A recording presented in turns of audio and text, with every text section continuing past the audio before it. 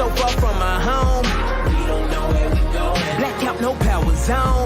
We don't know where we going. My home is gone. They need you to show them, so turn them lights on. Seja muito bem-vindo a mais um episódio do Máximo Cast, um podcast para você, meu amigo advogado, que quer crescer, quer prosperar, mas não só financeiramente, mas em todas as áreas da sua vida.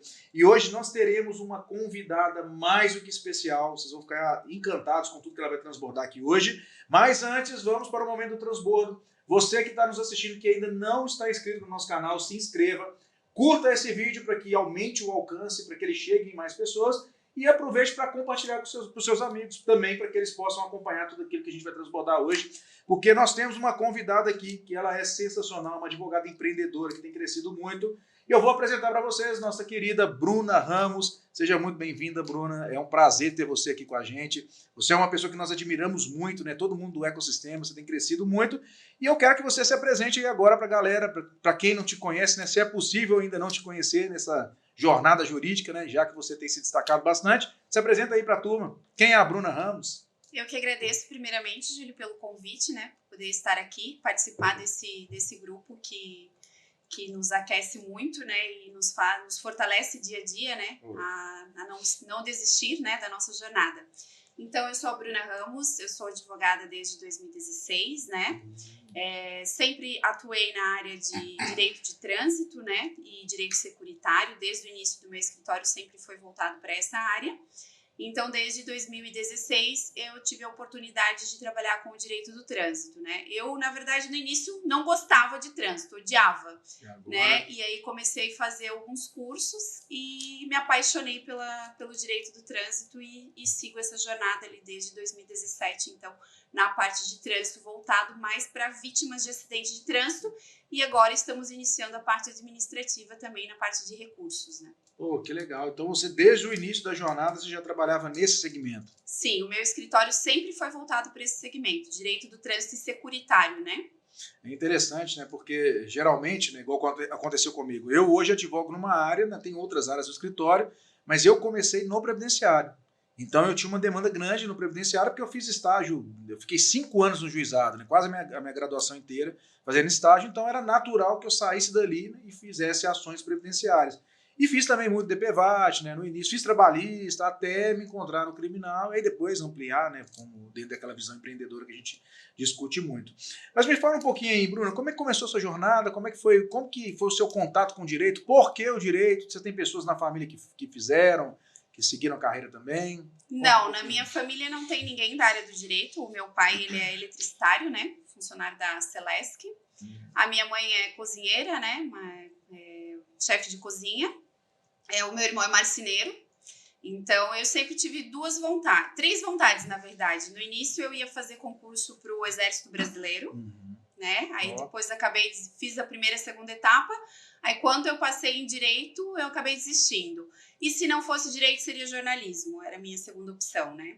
Mas aí comecei no Direito em 2007, na FURB, né? Em Blumenau, Santa Catarina, onde eu moro atualmente. Sim. E fui estudando, aprendendo, aprimorando. No início, durante a faculdade, o meu sonho era ser juíza, né? E depois, né, acho que todo mundo tem esse desejo. Aí, quando eu me formei, fiz a OAB, passei ali mais ou menos na terceira. E aí, antes de eu abrir o escritório, eu ia fazer a promotoria, né? Já estava decidida, pensei, não, vou fazer a escola da promotoria. E surgiu a oportunidade de abrir o escritório com um empresário com o qual eu trabalhava na época. Montamos uma parceria, trabalhamos durante 6 anos nessa parceria. Hoje já sigo sozinha há mais de 1 ano e meio, né? Então foi ali que surgiu a oportunidade. Durante esse tempo eu fui conhecendo pessoas da área de trânsito, fazendo cursos. Eu tenho outros cursos da área de trânsito, já fiz curso de diretora geral, de autoescola, diretora de ensino. Tenho curso de instrutora de autoescola. Tudo voltado. Tenho curso de vistoriadora de veículos também. Então, fiz muitos cursos voltados para a área de trânsito, né? E me apaixonei por essa área. Hoje, atualmente, também na parte securitária. Estou me especializando, estou fazendo um curso de corretora de seguros para me aprofundar nos nichos de seguro, porque tem muitos nichos também que pode ser explorado, principalmente na parte de transporte, né? cargas, essas coisas que é uma área que eu quero explorar no direito securitário. E para isso estou fazendo um curso de corretora de seguros também. Pô, que fantástico, pô, sensacional. Tá vendo a importância de você investir em instrução? A Bruna tem se capacitado cada vez mais para crescer, né, no mercado e entender, né, e ver novas possibilidades e oportunidades, né, porque às vezes você estuda um ponto específico, né, numa determinada área e ali você encontra até um nicho de atuação, né, um produtinho que você consegue colocar e rodar. Mas me fala uma coisa, você falou que começou no início da sua advocacia, você teve uma sociedade, como é que foi isso? Era uma parceria com empresas de seguro DPVAT, né? Então eu fazia toda essa parte de regulação de sinistro para eles, né? Na parte de seguro de vida, né? Porque quando a pessoa sofre um acidente, ela não tem direito só ao DPVAT. Sim. Então ela tem muitos outros direitos que às vezes ela não sabe. Às vezes o causador do acidente tem um seguro no carro dele, ela tem direito a uma cobertura dentro da pólice desse veículo, né? Que sana os danos corporal dela, que sana os lucros cessantes dela, que são as perdas laborativas. Então, eu fazia toda essa parte de regulação para ele e fazia os judiciais que iam aparecendo no decorrer, né? Previdenciário, às vezes aparecia um trabalhista, claro, né? Daí, nessas outras áreas, a gente sempre tinha uns advogados parceiros que faziam, né? Sim. E aí, foi aí que começou a minha jornada, né? Até que chegou um ponto que não estava sendo mais viável essa parceria, né? E nós acabamos encerrando ela. E eu continuei nesse nicho que foi o que me apaixonei e acabei me especializando e continuo até hoje, né? Porém, no escritório a gente tem outras áreas também, né? A gente tem outros advogados que fazem as outras áreas. Como diz, o cliente entrou, a gente suga ele, né? E não deixa ele fugir, né? Exatamente. Mas então você começou, só para o público, para a turma entender, você começou o escritório, mas você chegou a abrir uma sede física, porque muita gente me pergunta, pô, Julião, como é que é? Estou querendo abrir meu escritório, mas você acha que faz sentido ter uma sede física ou só ficar num escritório digital? Como é que foi no seu início? Sim, desde o primeiro momento eu já abri o escritório físico. Eu tenho o escritório físico desde 2010, eu comecei finalzinho de 2017, mas aí a sede foi aberta em 2018, né? Entendi. Mas desde o início Mas eu sempre sozinha? tive. Como é? Sozinha. No início eu era sozinha, só eu, né? Fazia tudo. Fazia financeiro, fazia regulação de seguro de vida, RCF, fazia judicial, atendimento, faxina, Urgência, cafezinho, tudo. Então, aí depois veio o Clesiano, que trabalha comigo até hoje. Ele é bacharel em Direito, né? Sim. Ele tá comigo desde 2018. E aí ele veio primeiro e depois fui contratando a primeira estagiária, depois a minha primeira estagiária ficou comigo durante 3 anos, depois de 1 ano eu efetivei ela, depois ela saiu. Aí foram vindo outros, né? E daí cada um vai encerrando o seu ciclo e vão saindo. Mas hoje eu já tenho uma equipe que já tá comigo aproximadamente no mínimo 2 anos cada uma. Que bom, né? E é difícil, né, você ver porque né, em escritório de advocacia você tem uma rotatividade muito grande, né? Eu estou hoje com a minha colaboradora que tem mais tempo, ela está comigo há 1 ano e meio. Eu, graças a Deus, eu nunca tive esse problema de rotatividade, sabe? A Priscila, que foi a minha primeira estagiária, ficou comigo 3 anos e pouco. Depois trabalhou a irmã dela comigo também, mais uns 2 anos. A mãe dela trabalha comigo até hoje, é a nossa diarista lá do escritório. Então, assim, graças a Deus eu não tive esse problema de rotatividade, assim. E isso é muito bom também, porque como a nossa área ela tem muito detalhes, né? O processo administrativo é muito cheio de detalhes. Então, cada seguradora tem uma forma, cada seguradora tem um formulário, uma forma de abrir sinistro, de enviar, de acompanhar. Então, a rotatividade acaba atrapalhando muito. É diferente de um judicial, por exemplo, né? Que tem o script da peça, tem o modelo, o assunto, a pessoa consegue fazer.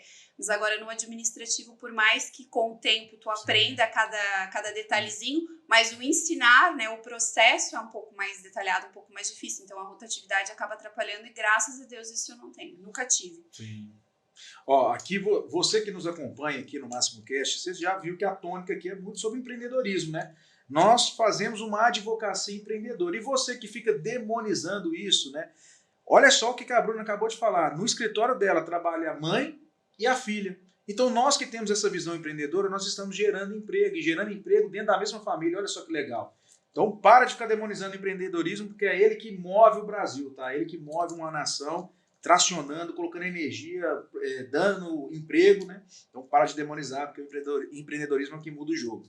Mas vamos lá, Bruna. Então você começou o seu escritório sozinha, assumindo todas as despesas, o custo, né? Porque um dos medos, inclusive era o meu medo lá atrás, é de sair, abrir o escritório e ter que assumir todas aquelas despesas, todos aqueles custos sozinhos. E você, então, saiu da faculdade e já abriu o seu próprio escritório, assumindo sozinho, sem ter aquela... Porque é muito comum, quando você sai da faculdade, você ter aquela famigerada sociedade de porta, né? Você reúne com a galera, vai para um lugar e cada um corre para um lado, mas no final do mês divide as despesas, né, os custos.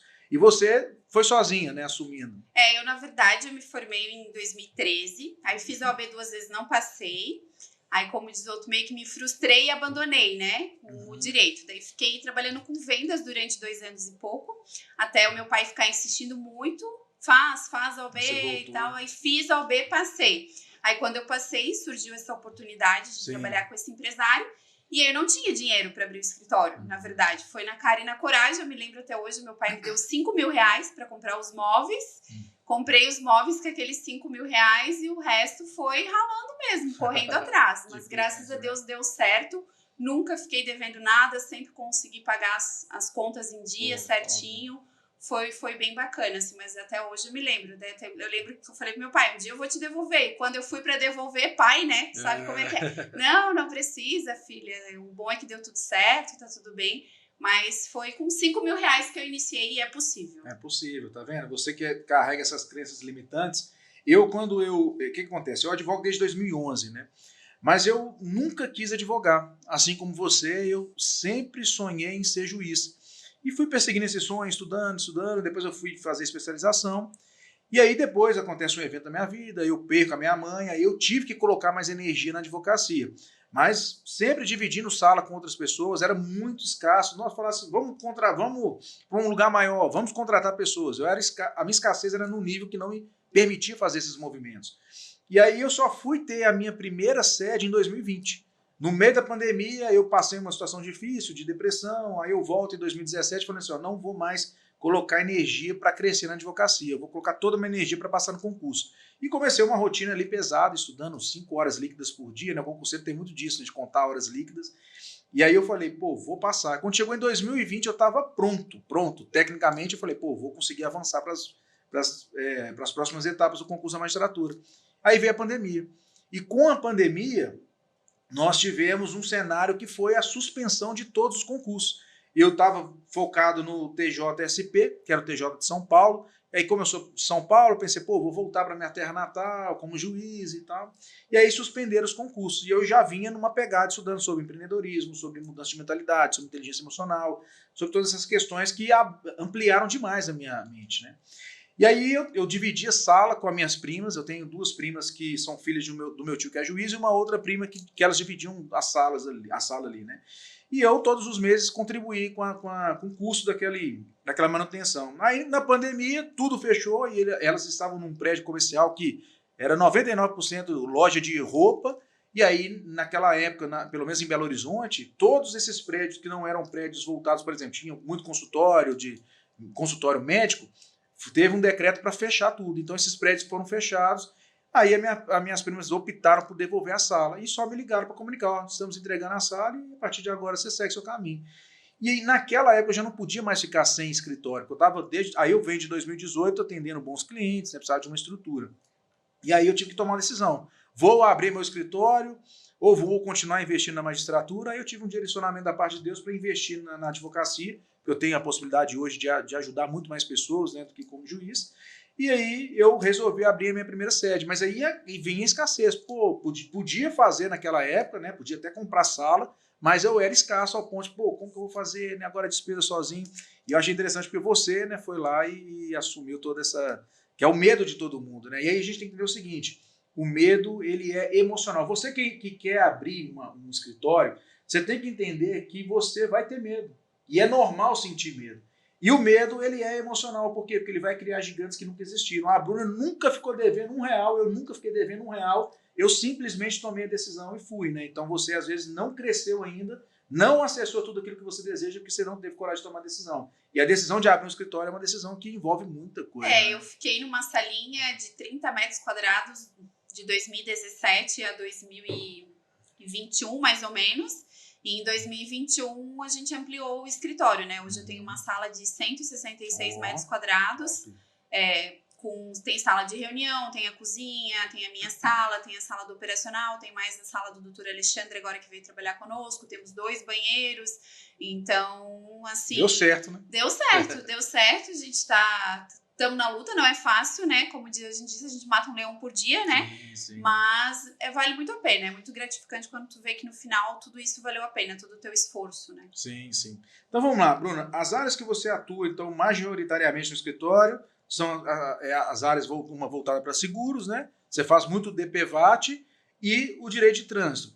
No DPVAT eu fiz, e você falou um negócio no início que é muito importante para quem não conhece a dinâmica, porque quando eu fazia o DPVAT, eu confesso que eu não... É porque eu era aquele bem generalista, né? Hoje eu não me considero generalista, eu brinco que eu sou generalista e especialista. Sim. Porque tudo que eu faço eu dou conta de resolver. Então a gente tem outros nichos, né, de atuação no escritório. Mas o DPVAT, por exemplo, eu nunca parei para observar isso. Pô, quem causou um acidente tinha seguro? Então são esses detalhes que fazem com que você, além de levar uma solução melhor para o cliente, porque você faz ele receber o seguro, DPVAT, e você ainda faz com que ele consiga receber. Como é que é isso para o pessoal que está nos ouvindo, que às vezes teve um familiar que se envolveu num acidente de trânsito, foi vítima de um acidente de trânsito e está ali querendo saber como buscar os seus direitos. Como é que a gente faria isso? Então, além do seguro DPVAT, a pessoa tem muitos outros direitos que ela não sabe. Por exemplo, se a culpa pelo acidente, ele foi atropelado, por exemplo, e nesse atropelamento ele teve uma fratura de fêmur, e o causador do acidente dele tem um seguro no veículo dele, é chamado de seguro RCF, que a gente diz, né? Tem uma cobertura dentro da pólice que é responsabilidade civil facultativa. Essa cobertura dá direito da vítima a receber uma indenização pela lesão que ela teve, pelas perdas de salário, muitas vezes que ela vai ter, pelas despesas médicas, às vezes ela precisa fazer um tratamento cirúrgico com urgência, emergência, então a seguradora do causador do acidente vai causar esses danos, porque o segurado foi culpado pelo acidente. Sim. E muitas vezes as pessoas não sabem, são coberturas de valores mais altos, né? Por exemplo, hoje se tu vai contratar uma cobertura de RCF, tu contrata no mínimo de R$100 mil por dano ao terceiro. Então elas são coberturas mais altas e as pessoas não sabem que ela tem direito. Quando você fala assim, o causador do acidente tem seguro, o que as pessoas imaginam? Dano material, eles estão preocupados só com o dano material, mas eles não sabem que tem essa cobertura por trás. Então a gente vai atrás do causador do acidente, entra em contato, verifica se possui esse seguro e aciona para o nosso cliente. Além disso, também se tem um seguro de vida que tu contratou lá no banco ou a tua empresa fornece esse benefício para você, dentro da tua pólice do seguro de vida, ela pode ter a cobertura de IPA, que a gente chama, que é invalidez permanente, total ou parcial por acidente. Então ela vai cobrir a tua lesão também. Tem casos, às vezes, que o cliente nem sabe que tem direito de receber e, às vezes, acaba recebendo uma indenização lá, dependendo do valor da pólice contratada, de 20 mil, 30 mil, 40 mil reais, sabe? Então, às vezes, faz muita diferença na vida dessas pessoas. E, além disso, a gente oferece o previdenciário, que é a parte do auxílio acidente, né? Que é a sequela que a pessoa ficou. Então, se ela interfere na função dela, a gente oferece, então... A gente dá muitos benefícios para o cliente e é muito gratificante quando tu vê a pessoa recebendo aquele dinheiro que ela nem imaginava e que muitas vezes vai ajudar ela naquele momento. Pô, e a gente pode fazer uma análise aqui sobre duas perspectivas, né? Da perspectiva do cliente que contrata um advogado especializado, que tem todo esse conhecimento, não, ainda mais você que se especializa, faz cursos, né? Entende efetivamente do produto, né? E do nicho. Você consegue entregar soluções melhores para o seu cliente, você consegue entregar uma reparação desse dano, que, pô, imagina, você sofre um acidente, eu já vi casos do cara que ficar paraplégico, não voltar mais a andar, e você, por conhecer a área, consegue entregar uma reparação digna, né? Não só do seguro DPVAT, mas também do seguro que o próprio causador do acidente contratou. E às vezes o cara que está aí se aventurando não sabe. Então, daí entra a importância de contratar um advogado especializado, porque ele vai conhecer as nuances que às vezes o generalista não sabe, né? Eu peguei um caso agora, eu fui atender o cliente semana passada, a seguradora fez o dano material dele e não falou nada do corporal. Ficou quieto. Daí alguém falou pro menino na faculdade que eu trabalhava com isso, que era para ele entrar em contato comigo, ele entrou em contato comigo, eu fui lá na casa dele, fiz o atendimento e ele teve uma fratura de tíbia, então com tratamento cirúrgico. Nossa, então, e a parte do dano corporal, o próprio corretor e o segurado muitas vezes nem sabe, né? E o corretor, ao invés de ter orientado, não, ficou bem quietinho e agora a gente vai correr atrás do benefício para o cliente. Então ele vai ser bem assessorado, né, bem assistido, vai ter todos os benefícios ali que ele tem direito. E a gente pode pensar também da perspectiva do advogado. Por quê? Porque quando você oferece várias soluções para o cliente, tendo o conhecimento técnico, né, você consegue também ter várias frentes de ganho. Por exemplo, você tem uma porcentagem, quanto que vocês cobram lá no escritório? 30%. 30% do seguro. E aí tem aquela tabelinha para ver, né, o nível de incapacidade da lesão, aí você vai receber geralmente uma fratura dessa de tíbia. Qual a média do seguro DPVAT? O DPVAT é 4.725 na tabela antiga agora, né? Porque agora vai atualizar os valores, né? Sim. Agora não vai mais passar a ser DPVAT, né? E sim vai ser alterado para SPVAT. Então, a lei foi aprovada semana passada no Congresso, né? Então, agora só está faltando eles publicarem a questão dos valores, né? Porque vai retornar as cobranças do seguro DPVAT, né? Sim. Olha só, então, você tem um caso aqui que dá um seguro de 4.000 e quanto? 725, mais ou menos, a tíbia. Ó, se fosse 5.000, nós teríamos aí 30%, teríamos um ticket de 1.500 só do DPVAT, desses casos de lesão.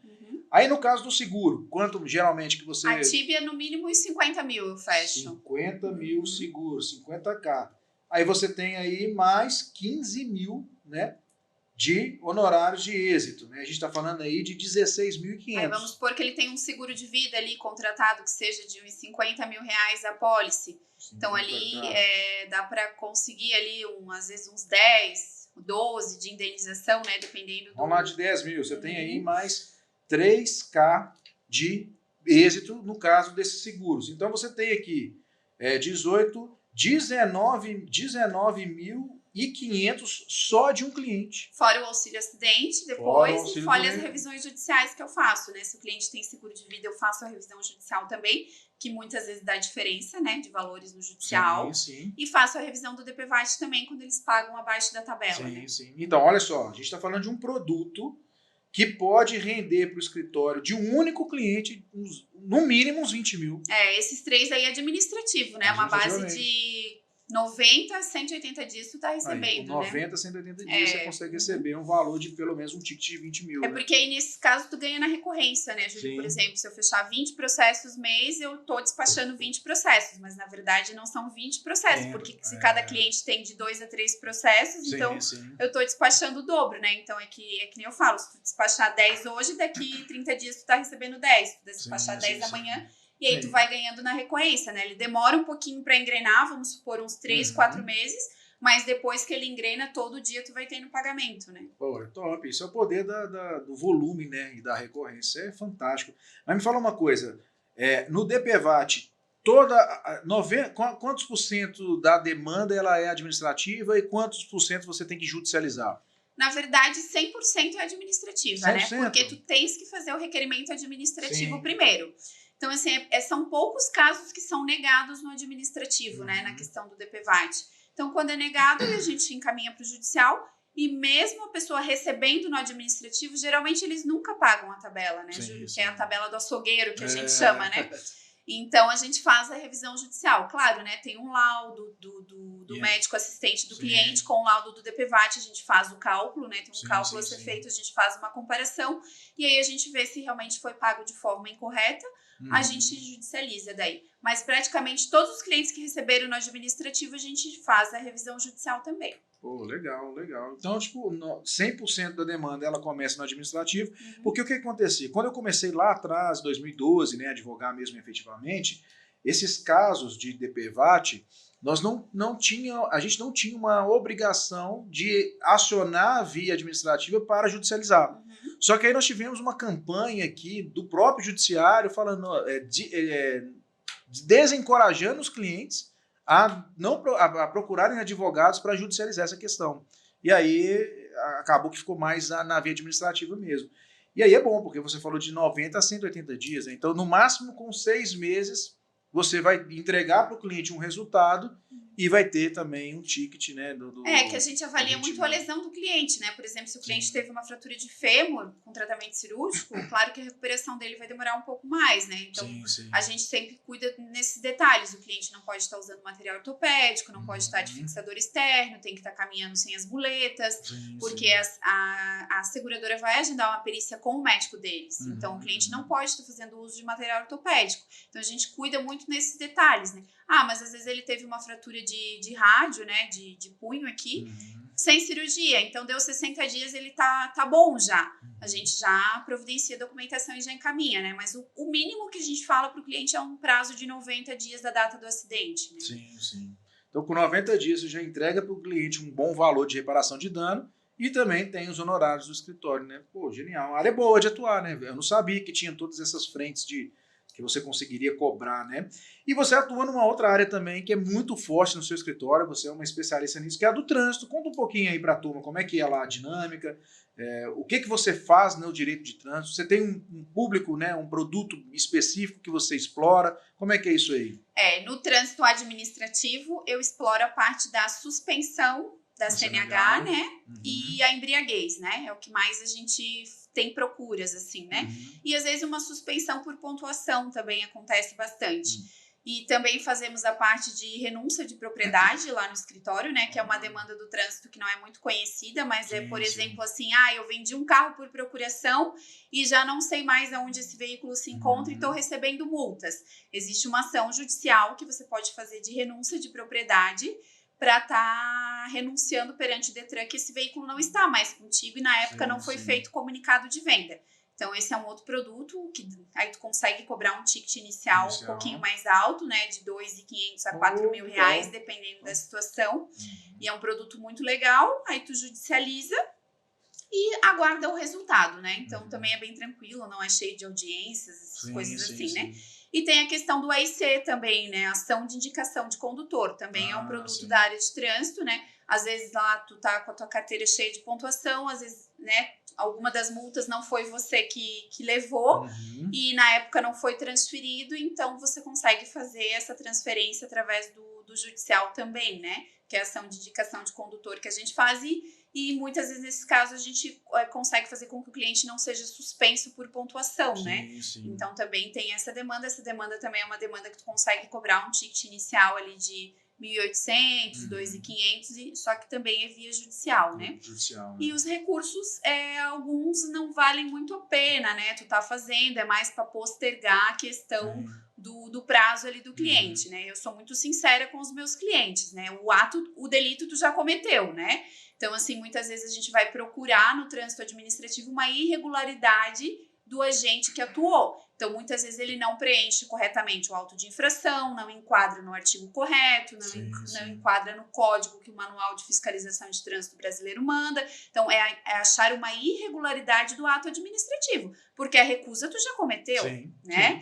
Então, assim, ou muitas vezes ele acaba prescrevendo porque o órgão autuador demora muito para julgar. Então, aí não tem o direito de cobrar essa penalidade. Mas eu sempre sou sincera quando eu fecho meu processo. O objetivo aqui é postergar o teu direito de estar dirigindo por no mínimo mais 3, 4 anos. Lá na frente pode acontecer de tu ter que vir cumprir a penalidade e pagar a multa. Então é o que mais o pessoal quer, acaba fazendo porque eles precisam da carteira para dirigir, né?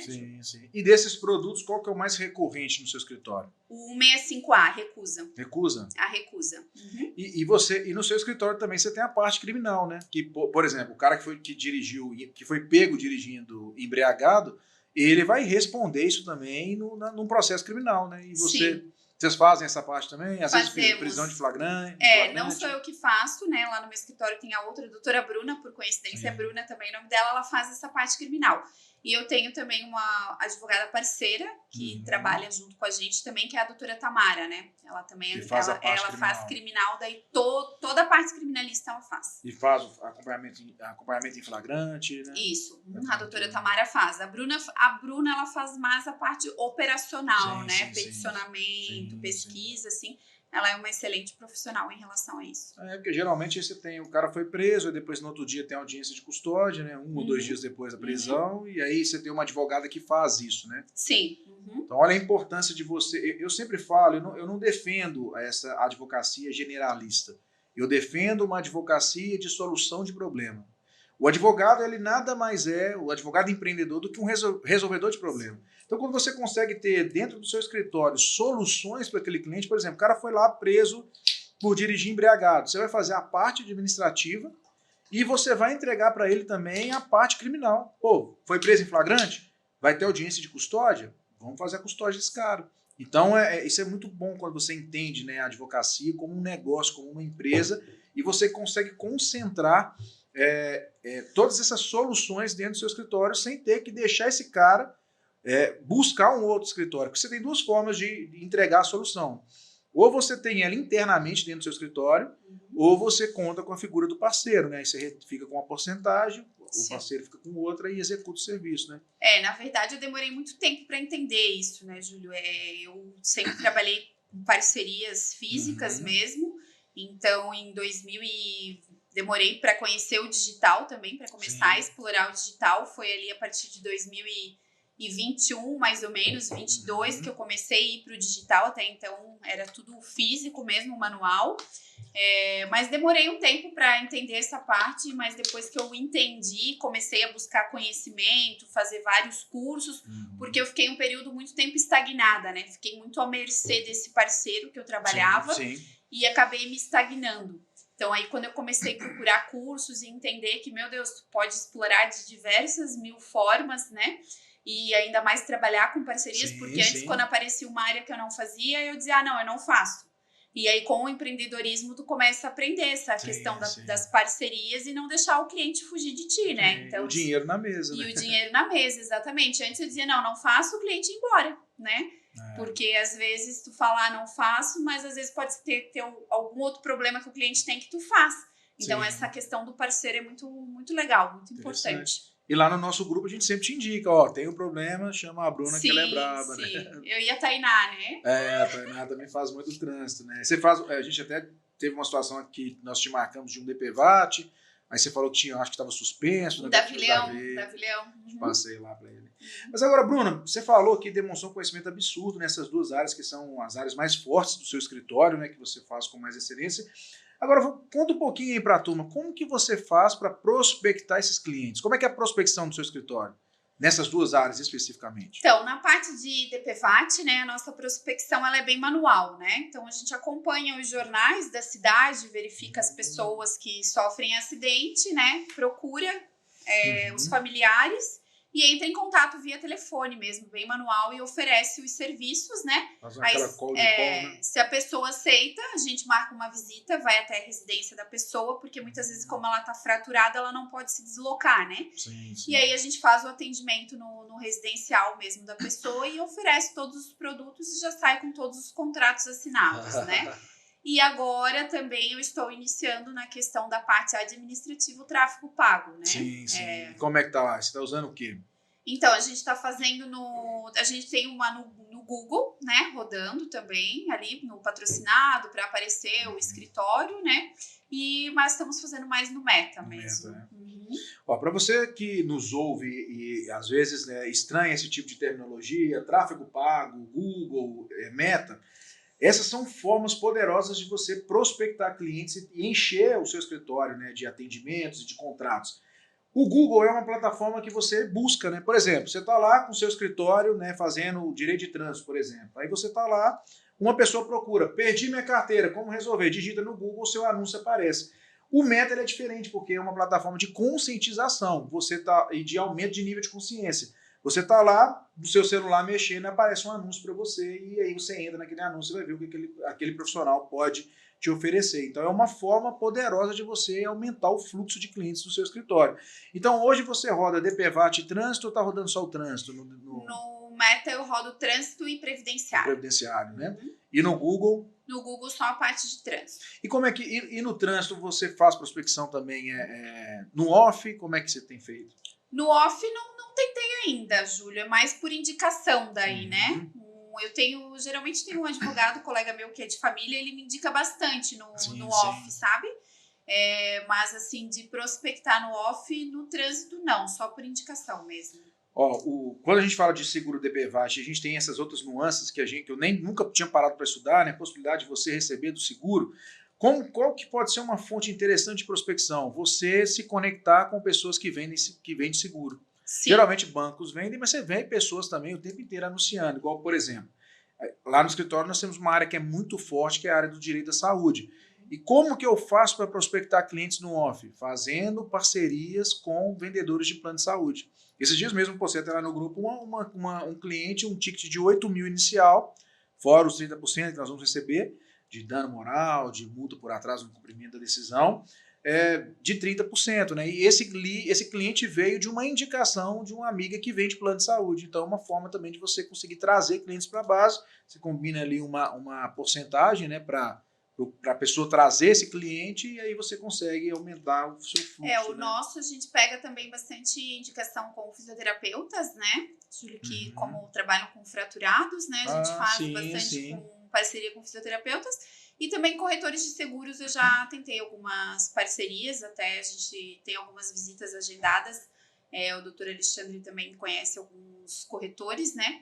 E a gente vai fechando parceria assim, né? Que daí indica, os clientes entram em contato, a gente explica como que funciona e o cliente acaba gostando e acaba fechando com a gente. A Ruana, ela trabalhou muitos anos como fisioterapeuta, né? Sim. E ela atendia esses caras que sofriam acidentes, né? E os fraturados, né? E tinham todo aquele processo doloroso, né? De recuperação. E ela, por trabalhar muitos anos com home care, ela estava na casa dos pacientes que estavam sendo atendidos pelos planos de saúde, né? E aí a Ruana fazia a análise e o paciente precisava, por exemplo, de 5 sessões por semana e o plano dava uma. Sim. Então, ela estava lá dentro da casa do paciente, era muito mais fácil para fazer a prospecção, né? Então, ter contato com pessoas que estão no meio fica muito bom também para você encher seu escritório de clientes, né? Então, Bruna, fala aí um pouquinho, quais são os seus maiores desafios hoje na advocacia? Para mim, o mais difícil realmente, Júlio, hoje é essa questão do digital, né? Tá sendo bem desafiador, mas eu acredito que vai ser o caminho do futuro, né? Sim. Então, quem não tiver no digital vai cair fora do mercado, como diz, né?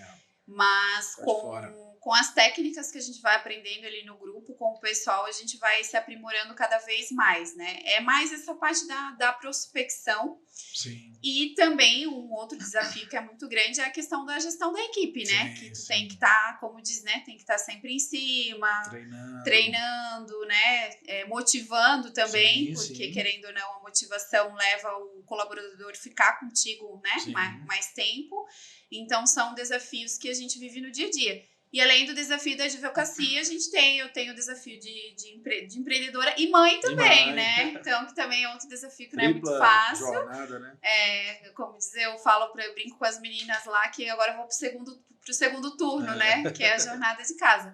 Mas eu acho que todo dia tu tem um desafio novo, né, Júlio? Todo dia que tu sai de casa para ir pro escritório, tu sempre tem um desafio novo, tu sempre tem um problema novo, mas tu com a maturidade, com o tempo, tu vai aprendendo a lidar com cada um deles, né? Mas hoje, para mim, acredito que a maior, não sei se seria dificuldade a palavra, mas é a questão da prospecção no digital que eu teria que aprimorar mais. Sim, na verdade, a gente já entendeu, né, que o digital...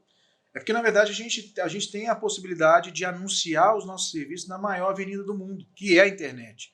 Imagina você colocando grana e aparecendo para 1.000, 2.000, 10.000, 20.000 pessoas por dia. Depende do tanto que você está disposto a investir, né? Então, a possibilidade, a probabilidade de fechamento de contratos, ela aumenta porque você aparece para mais pessoas, né? O que é mais fácil? Você fechar contratos atendendo uma pessoa por semana ou atendendo 50 por dia? As possibilidades, elas são muito maiores você fazendo mais atendimentos, né? Então, o digital te proporciona isso. Você traz o cliente por meio do digital, seja pelo tráfego pago, seja pela própria produção de conteúdo orgânico. E você sabe que eu fico de olho lá em tudo que o pessoal está postando. Falo, faz desse jeito e tal. Justamente para a gente aprimorar e conseguir ser mais assertivo na hora da produção. E gestão não tem jeito, né? Gestão acho que é o maior desafio de todo e qualquer empreendedor. Porque gerir pessoas não é uma tarefa fácil. E é por isso que eu falo tanto da gestão das emoções, porque não tem como você ser um bom gestor se você não der conta de gerir as próprias emoções. Quem trabalha com trabalhista se depara toda hora com aquele cenário aquele tipo não esqueci, quando o empregador ele se excede, né, o assédio moral. O assédio moral ele acontece dentro desse contexto de uma má gestão das próprias emoções. É o cara que não é bem resolvido emocionalmente, é o cara que brigou dentro de casa e leva todos esses problemas para o negócio, e o colaborador dele não tem nada a ver com isso. Exatamente. Simplesmente está lá e acaba sendo, né, alvo de uma má gestão das emoções, né? Então a gestão de pessoas é o que vai fazer seu escritório crescer, você saber tratar o colaborador com respeito, você treinar esse colaborador, você gerar valor na vida dele, né? Para dar o salário emocional também, que é muito bom para você engajar a equipe, e assim a gente vai superando, né? Como você falou, os desafios eles são diários, né? O empreendedor, o que é empreender? Empreender é você pular de um precipício com todas as peças do avião nas mãos e ir montando enquanto ele cai, né? É basicamente isso, é trocar a roda com o carro andando. Então, todos os dias, eles vão surgindo, né, esses novos desafios, e a gente está aqui justamente para enfrentá-los, superá-los e conseguir avançar para crescer cada vez mais o nosso negócio, né? E levar transformação, né? Porque, na verdade, muita gente coloca o coração no dinheiro. Você fala, pô, eu quero advogar para fazer grana. Pô, o dinheiro é bom, é top. Pô, você dá uma qualidade de vida melhor para sua família, você poder desfrutar com ela, proporcionar pagar uma boa escola, um bom plano de saúde. Mas nunca foi sobre grana, né? É sobre levar a transformação. E quanto mais transformação você leva, mais grana você faz, porque é proporcional, né? Não tem como. A grana é proporcional ao número de pessoas que você impacta e ajuda. E o que você faz, pô, é muito top, né? E você atua numa área, essa área de securitária, né, do DPVAT, por exemplo, uma pessoa que foi ferrada por um acidente, né? Ela consegue ter uma reparação. Então, quanto mais você ajuda pessoas, mais você faz grana, né? Então, por isso que eu sempre falo que a gente nunca deve colocar o coração no dinheiro, né? E sim no cumprimento do propósito e ajudando cada vez mais pessoas. Mas, pô, Bruno, que bate-papo top. Que legal. Que conselho você daria aí para o advogado que está começando, quem quer, inclusive, atuar nas áreas que você atua? Qual que é o código que você entregaria para a turma aí? Eu acho que o desafio maior é não desistir, né, Júlio? E tu acreditar naquele sonho que você tem, né? Então, se você acreditar naquilo, nos propósitos que você planejou para você, você vai conseguir. Sim. Todo mundo é capaz, né? Só que tem que fazer a questão da persistência, de não desistir. Às vezes dá vontade? Dá, né? Eu mesmo já tive vontade diversas vezes. Mas aí a gente, né, para pensar um pouco para dentro da gente e a gente pensa, não, eu já conquistei tudo isso até aqui, né? Sim. E se eu tô no início, é desafiador. Então, faça o teste de não desistir nunca, porque tu vai chegar onde você quer. Só vai chegar onde você quer se você não desistir. Exatamente. Ó, vocês já perceberam que a tônica aqui é essa, né? Não desistir. Quem desiste perde tudo, né? A gente, o tempo inteiro, esses pensamentos, eles vão nos visitando, né? Pô, mas tá difícil. Mas se fosse fácil, todo mundo fazia, né? Exatamente. Então é bom que seja difícil, porque aí seleciona quem está disposto a ser resiliente, a não desistir, a fazer o que tem que ser feito.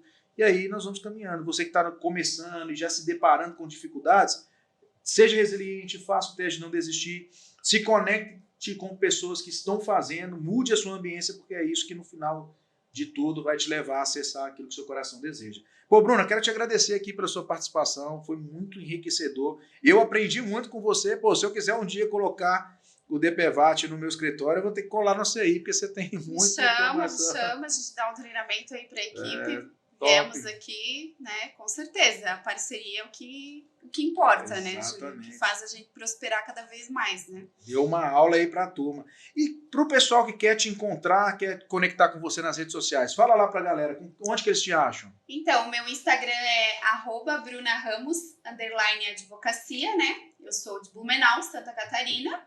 E o nosso WhatsApp também, que é o 479-9239-5101. Ó, legal. Pô, valeu demais, Bruna. Eu que agradeço. Tamo junto, foi muito legal aqui o bate-papo. E valeu você que nos acompanhou até aqui. Compartilha esse vídeo com o máximo de pessoas que você conseguir, porque, pô, o ouro foi... A Bruna entregou o ouro aqui e eu acredito que várias pessoas, tendo acesso a esse conteúdo, elas vão poder romper a advocacia e, quem sabe, não colocar um novo produto, né, uma nova área no escritório. Te agradeço por ter ficado até aqui. Tamo junto e até o próximo episódio. Bora pra cima. We so far from our home, we don't know where we going. Blackout, no power zone, we don't know where we going. My home is gone, they need you to show them, so turn them lights on.